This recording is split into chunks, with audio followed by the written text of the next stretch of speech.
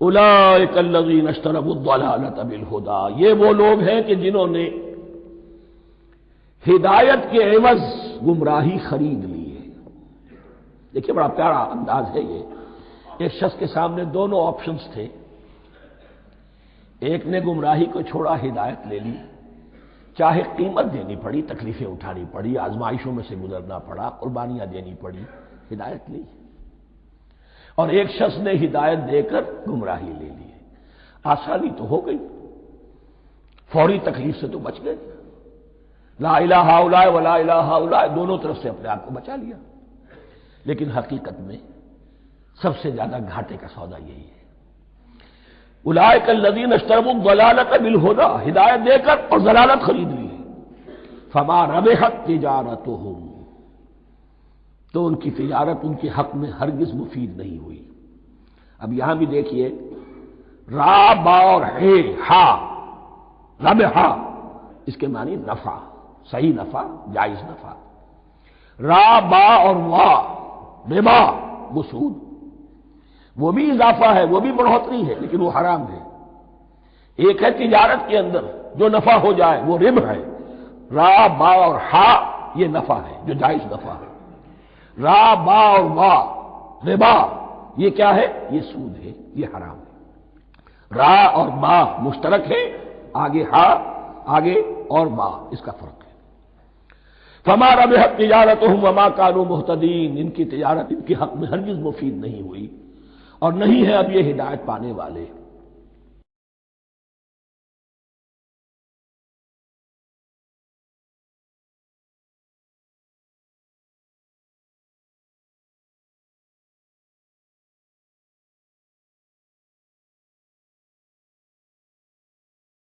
دو تمثیلیں آ رہی ہیں بڑی پیاری۔ پہلی تمثیل مثلہم، اب یہاں دو تمثیلیں آ رہی ہیں بڑی پیاری۔ پہلی تمثیل ہے کفار کے بارے میں، دوسری تمثیل ہے یہ بین بین والے لوگوں کے بارے میں۔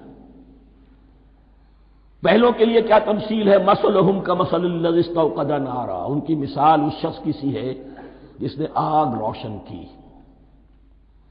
ایک نقشہ کھینچا جا رہا ہے، اندھیری شب ہے جدا اپنے قافلے سے ہے تو، تیرے لیے ہے میرا شعلہ نوا قندیل۔ اندھیری شب ہے، قافلہ بھٹک رہا ہے، کچھ لوگ بڑی ہمت کرتے ہیں، اندھیرے میں بھی ادھر ادھر سے لکڑیاں جمع کرتے ہیں اور آگ روشن کر دیتے ہیں۔ لیکن عین اس وقت جب آگ روشن ہوتی ہے کچھ لوگوں کی بینائی سلب ہو جاتی ہے۔ پہلے وہ اندھیرے میں اس لیے تھے کہ روشنی نہیں تھی، اب وہ اندھیرے کے اندھیرے میں رہ گئے کہ روشنی تو خارج میں آ گئی، اپنی اندر کی روشنی گل ہو گئی، بصارت سلب ہو گئی۔ یہ مثال ہے ان کفار کی کہ حضور کی آمد سے پہلے سب بھٹک رہے تھے، کوئی حقیقت واضح نہیں تھی، قافلہ انسانیت بھٹک رہا تھا اندھیری شب میں۔ محمد الرسول اللہ آئے، انہوں نے آگ روشن کر دی، اب راستہ کھل گیا، ہدایت واضح ہو گئی۔ لیکن کچھ ضد یا تعصب یا تکبر یا حسد کی بنیاد پر کچھ لوگوں کی اندر کی بینائی زائل ہو گئی، تو وہ تو ویسے کے ویسے بھٹک رہے ہیں، جیسے پہلے اندھیرے میں تھے ویسے ہی اب اندھیرے میں ہیں۔ روشنی میں آنے والے تو وہ ہیں، دیکھ لو جن کا ذکر سب سے پہلے ہوا ہے۔ مثلہم کمثل الذی استوقد نارا، اس شخص کی سی ہے کہ جس نے آگ روشن کی۔ فلما اضاءت ما حولہ، جب اس آگ نے اپنے ماحول کو، گردا گرد کو روشن کر دیا، ذهب اللہ بنورہم، اللہ ان کی نور بصارت کو لے گیا، سلب کر لیا اللہ نے۔ وترکہم فی ظلمات لا یبصرون، اور چھوڑ دیا انہیں ان اندھیروں کے اندر کہ وہ کچھ نہیں دیکھتے۔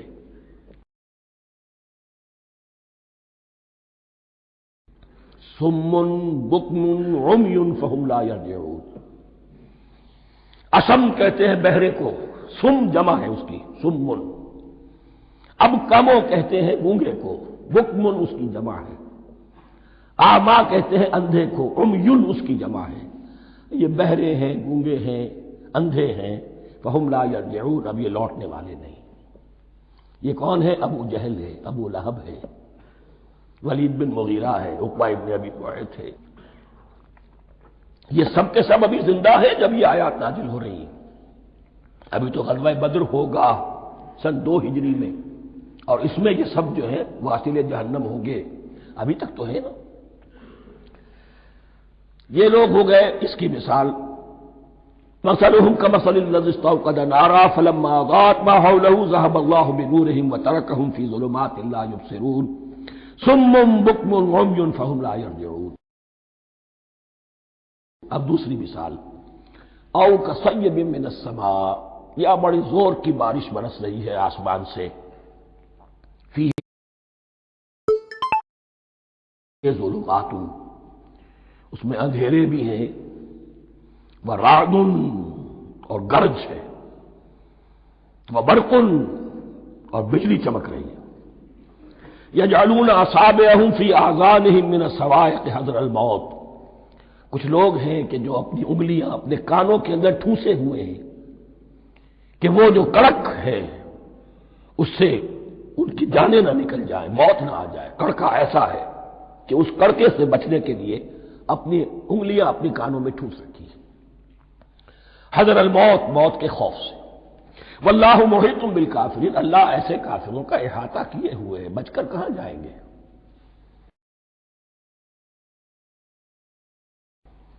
یکاد البرق یخطف ابصارهم، قریب ہے کہ بجلی ان کی نگاہوں کو لے جائے، ان کی بینائی کو سلب کر لے. کلما اضاء لهم، لیکن ہوتا کیا ہے، جب ذرا روشنی ہوئی تو چل لیے. مشوا فیہ، بجلی چمکی، کچھ نظر آ گیا دائیں بائیں تو کچھ تھوڑا سا چل لیے.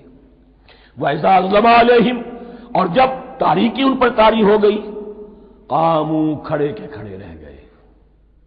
یہ نقشہ ہے ان کا کہ ایک طرف بارش ہو رہی ہے، قرآن مجید ہے، آسمان سے نازل ہو رہا ہے، یہ ماہ مبارکہ ہے، یہ کتاب مبارکن ہے، لیکن یہ کہ اس کے ساتھ کڑکے ہیں، گرج ہے، کفر سے مقابلہ ہے، کفر کی طرف سے دھمکیاں ہیں، اندیشے ہیں، خطرات ہیں، امتحانات ہیں، آزمائشیں ہیں.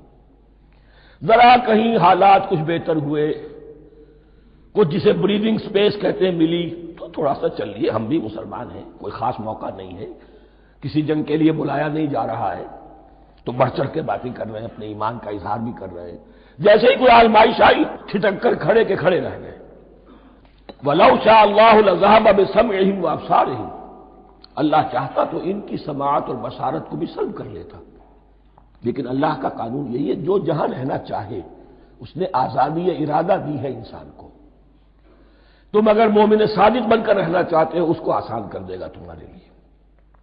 تم نے اپنے تعصب کی وجہ سے، اپنے تکبر کی وجہ سے کفر کا راستہ اختیار کیا، اللہ اسی کو کھول دے گا. تم بیچ میں لٹکنا چاہتے ہو، لٹکتے رہو. اللہ تعالیٰ جو ہے جبرن کسی کو نہ حق پہ لائے گا، نہ جبرن کسی کو باطل پر لے کر جائے گا. اس لیے کہ جبر اگر ہو تو پھر امتحان کا معاملہ ختم، پھر جزا و سزا بیکار ہے، غیر منطقی ہے، غیر معقول ہے. ان اللہ علی کل شیء قدیر، یقیناً اللہ تعالیٰ ہر چیز پر قادر ہے. یہ دو رکوع اس اعتبار سے کہ انسانی شخصیتوں کا سمجھنا، اور جیسا کہ میں نے عرض کیا تعویل عام ذہن میں رکھیے، جب بھی کبھی کوئی دعوت حق اٹھے گی، اگر وہ واقعتاً کل کے کل حق کی دعوت ہے اور اس میں انقلابی رنگ ہے کہ باطل سے پنجہ آزمائی کرنی ہے، باطل کو نیچا دکھانا ہے، حق کا غلبہ کرنا ہے، تو یہ تین قسم کے افراد لازماً ہمیشہ وجود میں آ جائیں. ان کو پہچاننا، ان کے کردار کی جو اصل جو اس کے پیچھے پس منظر ہے اس کو جاننا بہت ضروری ہے. اب جو تیسرا رکوع آ رہا ہے سورہ بقرہ کا، اس میں قرآن کی دعوت کا خلاصہ ہے. قرآن کیا ماننے کی دعوت دیتا ہے، اس کی پکار کیا ہے. جیسا کہ میں عرض کر چکا ہوں، 2/3 قرآن پہلے نازل ہو چکا ہے، پس منظر میں ہے. ہمارے لیے اس ترتیب مصحف کے اعتبار سے وہ قرآن بعد میں آئے گا، ترتیب نزول کے اعتبار سے وہ پس منظر میں موجود ہے. لیکن چونکہ یہاں پر مصحف کے اندر یہاں سے آغاز کیا جا رہا ہے، لہذا اس کا خلاصہ جو ہے لب لباب یہ ایک رکوع میں، اور قرآن کے فلسفے کا اور اس کے بعد نہایت ہی اہم جو موضوعات ہیں اور مسائل ہیں ان کا ذکر پھر چوتھے رکوع میں. ابھی ہم تیسرا رکوع پڑھ رہے ہیں. یا ایھا الناس اعبدوا ربکم الذی خلقکم والذین من قبلکم لعلکم تتقون، اے لوگو بندگی اختیار کرو اپنے اس رب کی، اپنے اس مالک کی جس نے تمہیں پیدا کیا، اور نہ صرف تم کو پیدا کیا، تم سے پہلے جتنے لوگ گزرے انہیں بھی پیدا کیا تاکہ تم بچ سکو۔ یہ قرآن کی دعوت کا خلاصہ ہے، اور یہ نوٹ کر لیجئے یہ تمام انبیاء اور رسل کی دعوت یہی تھی۔ اب جب پڑھیں گے سورہ اعراف پڑھیں گے، سورہ شعراء پڑھیں گے، ایک ایک کا نام لے کر ان اعبدوا اللہ واطیعون، ہر رسول کی دعوت یہ تھی اللہ کی بندگی کرو، میری اطاعت کرو۔ یا قوم اعبدوا اللہ ما لکم من الہ غیرہ، اے میری قوم کے لوگوں اللہ کی بندگی کرو، تمہارا کوئی الہ اور معبود اس کے سوا نہیں ہے۔ پھر عضو قرآن یہی عبادت رب انسان کی تخلیق کی غایت ہے، وما خلقت الجن والانس الا لیعبدون، ہم نے جنوں اور انسانوں کو پیدا ہی صرف اس لیے کیا ہے کہ ہماری بندگی کریں۔ لیکن یہاں ایک فرق بہت بڑا ہے، تمام رسولوں کی دعوت یہی ہے، محمد الرسول اللہ کی بھی یہی ہے، لیکن بڑا فرق کیا ہے؟ باقی تمام رسولوں کی دعوت آپ کو ملے گی یا قوم، اے میری قوم کے لوگوں، یہاں ہے یا ایھا الناس، اے بنی آدم، اے بنی نوع انسان۔ معلوم ہوا کہ تمام رسول حضور سے پہلے صرف اپنی اپنی قوموں کی طرف آئے ہیں، پہلے اور آخری اور کامل رسول ہیں اللہ کے محمد صلی اللہ علیہ وسلم، جن کی دعوت آفاقی ہے۔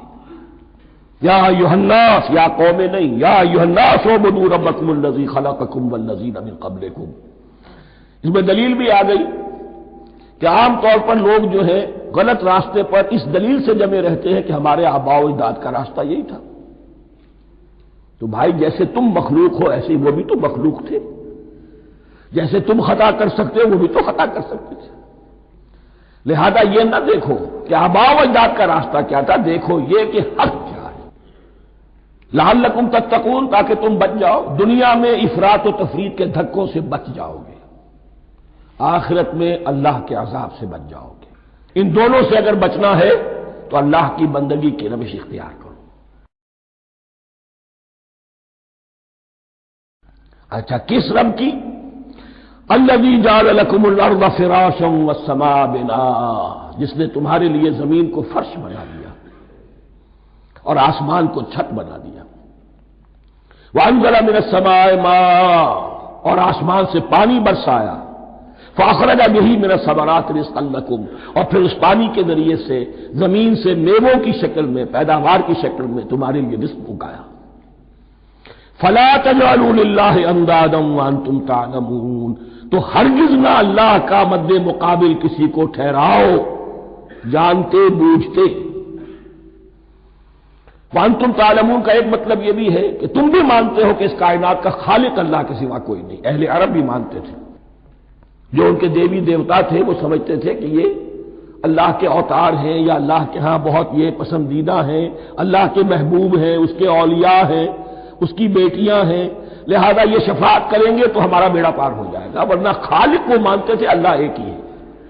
جب تم یہ مانتے ہو کائنات کا خالق ایک، مدبر ایک، تو اب کسی کو اس کا مد مقابل نہ بناؤ۔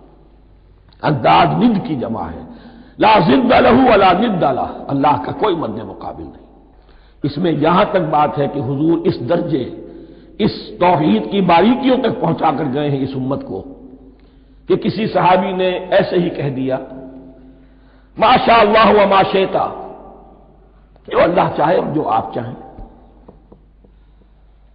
حضور نے فوراً ٹوک دیا اجعلتنی للہ ندا، کیا تو نے مجھے اللہ کا مد مقابل بنا دیا ہے؟ اس کائنات میں مشیت صرف ایک کی چلتی ہے، کسی اور کی مشیت اس کی مشیت کے تابع پوری ہو جائے ہو جائے، لیکن مشیت مطلقہ صرف اس کی ہے۔ یہاں تک کہ حضور سے فرمایا گیا کہ اے نبی آپ کے لیے یہ ممکن نہیں ہے جسے چاہے ہدایت دے دے، انک لا تہدی من احببت ولکن اللہ یہدی من یشاء۔ اگر یہ اختیار میں ہوتا تو ابو طالب دنیا سے بغیر ایمان لائے نہ جاتے۔ فلا تجعلوا للہ اندادا وانتم تعلمون۔ اب ان دو آیتوں میں تو یوں سمجھیے توحید نظری بھی اور توحید عملی بھی۔ توحید عملی کیا ہے؟ بندگی صرف اسی کی ہو۔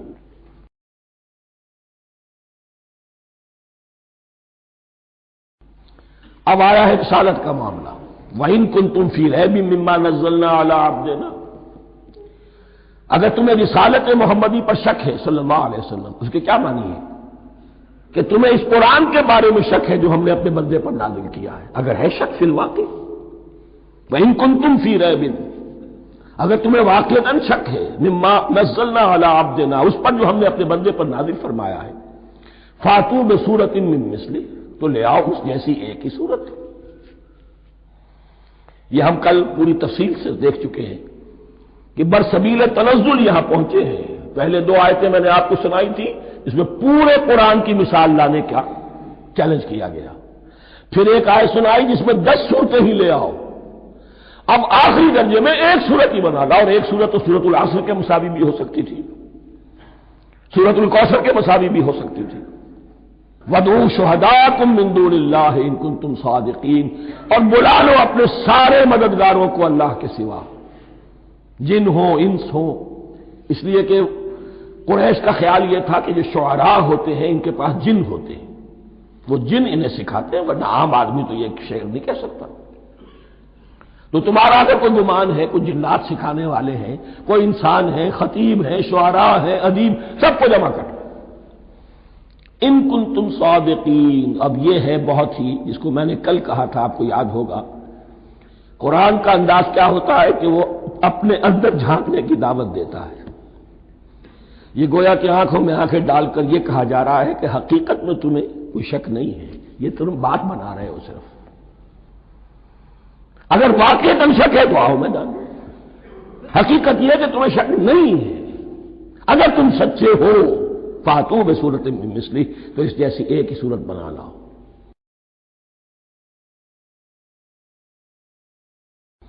فَإِن لَّمْ تَفْعَلُوا، اب ذرا انداز دیکھیے تحدی کا اور چیلنج کا۔ پھر اگر تم یہ نہ کر پاؤ، وَلَن تَفْعَلُوا، اور ہرگز نہیں کر سکو گے، یہ چیلنج کون دے سکتا ہے؟ اللہ کے سوا کوئی نہیں دے سکتا۔